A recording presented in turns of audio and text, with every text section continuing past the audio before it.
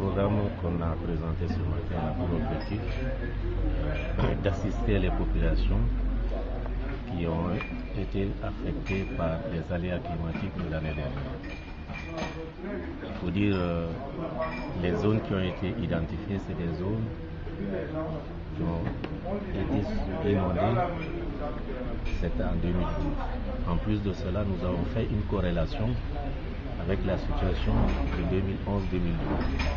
Comme vous le savez, en 2011-2012, il y a des zones dont la production n'a pas été bonne, donc les pluies se sont arrêtées très tôt.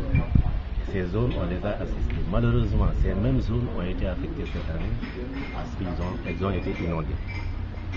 Donc, ces deux situations nous ont poussé à donner la priorité aux zones qui ont été affectées l'année dernière, en 2011, mais qui n'ont pas récolté en 2012, pour nous permettre au moins d'affiner nos ciblages. Comme vous le savez, la FAO intervient dans le secteur de l'agriculture au sens large.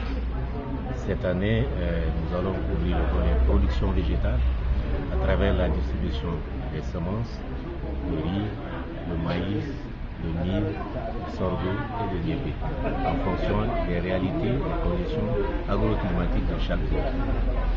En plus de cela, nous allons assister aussi les éleveurs dans la zone sylvopastorale, particulièrement les régions de Louga, les régions de Saint-Louis, département d'Agana et Podor, et la région de Matam. Bon, au total, on a ciblé 10 000 ménages, donc 5 000 ménages pour le volet élevage et 5 000 pour l'agriculture. À partir de ça, nous avons identifié les communautés rurales qui sont affectées, les plus affectées. Sur la base de ça, connaissant le kit, combien chaque ménage doit utiliser en fonction de la superficie, nous avons évalué les quantités par communauté rurale. Je prends un exemple, les Ziguinchor, ils auront à peu près 2 tonnes 500 en riz. Ensuite, le maïs, ils auront à peu près 2 tonnes, c'est 1 tonne 900 et quelques, 2 tonnes à peu près de maïs.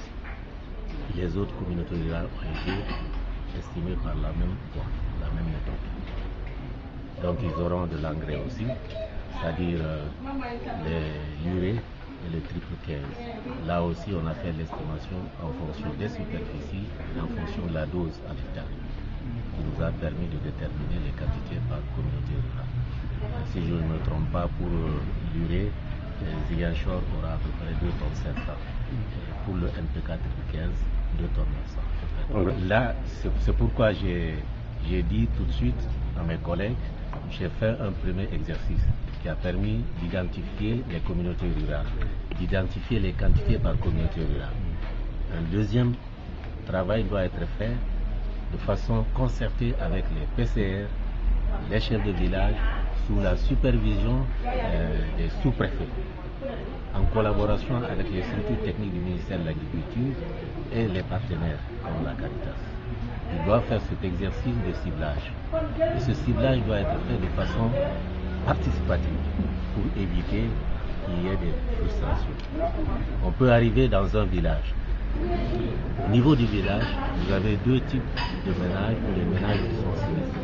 Il faut voir parmi ces 2 catégories de ménages lequel est le plus sinistré. Ce n'est pas un exercice facile, mais il faut faire de façon concertée. Quand vous venez au niveau du village, par exemple, le village A a été retenu. On sait que dans ce village, il y a 10 000 personnes. Parmi ces 10 000 personnes, le chef de village, qui connaît très bien l'évolution de la campagne au niveau de ce village, il connaît les personnes qui ont été sinistrées, il sera impliqué. Il aidera le comité de ciblage à identifier les ménages, vraiment identifier les plus vulnérables. Je dis bien les plus vulnérables. Parce que le degré de vulnérabilité varie d'un ménage à l'autre. Ça, c'est un exercice très important qu'il doit faire.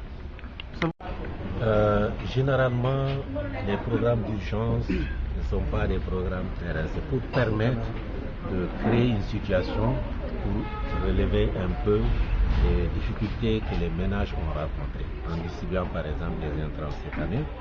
Et ces ménages seront encadrés par les techniciens pour leur permettre de suivre les itinéraires techniques afin d'améliorer la production.